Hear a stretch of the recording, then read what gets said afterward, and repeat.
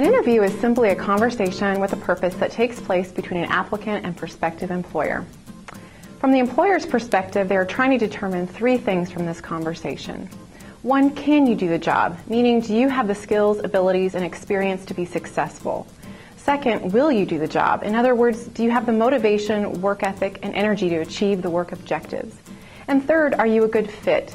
Here, the employer is trying to assess how your values, career goals, and personality will fit in with their organization.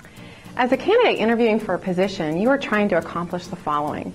First, to convince the employer that you are the most qualified candidate, and second, to learn more about the specifics of the position and the company to determine if it's a good fit for you and your career goals, and to ultimately get a job offer. After you've been offered an interview, don't hang up the phone yet. There is some important information you will need to collect to help you prepare for your interview.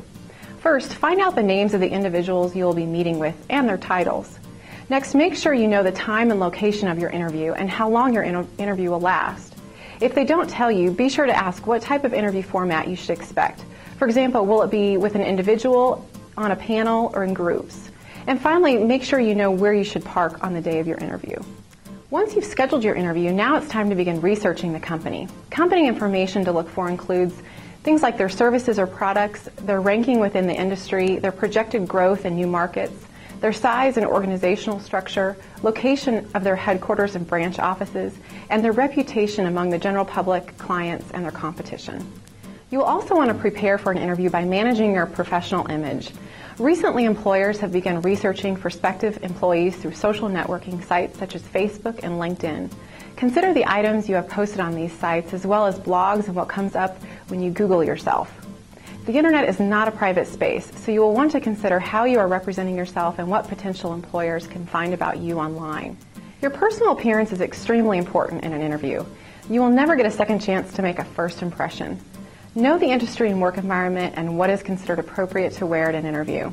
In most cases, you will want to dress in business attire, which means a two-piece matching suit for both men and women. Once the big day has arrived and you feel prepared to meet with your potential employer, there's some things to remember about how to conduct yourself during the interview. First, the interview begins as soon as you leave home because you never know who you may meet before the on-site interview begins. Be polite and courteous to everyone you interact with, especially the receptionist or greeter, and offer a nice, firm handshake to everyone you meet. Your initial contact forms a lasting impression, so make sure it's a positive one. During the interview, your body language is just as important as the answers you give. Be sure to use good eye contact, which conveys confidence.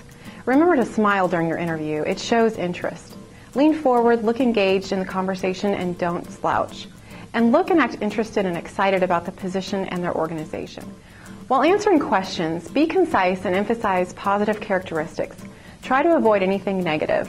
Provide well-thought-out responses that emphasize results and impact.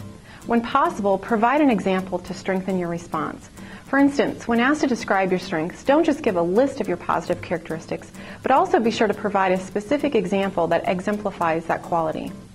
When responding to behavioral-based questions that ask you to describe a specific example, be sure to use the STAR method when organizing your response.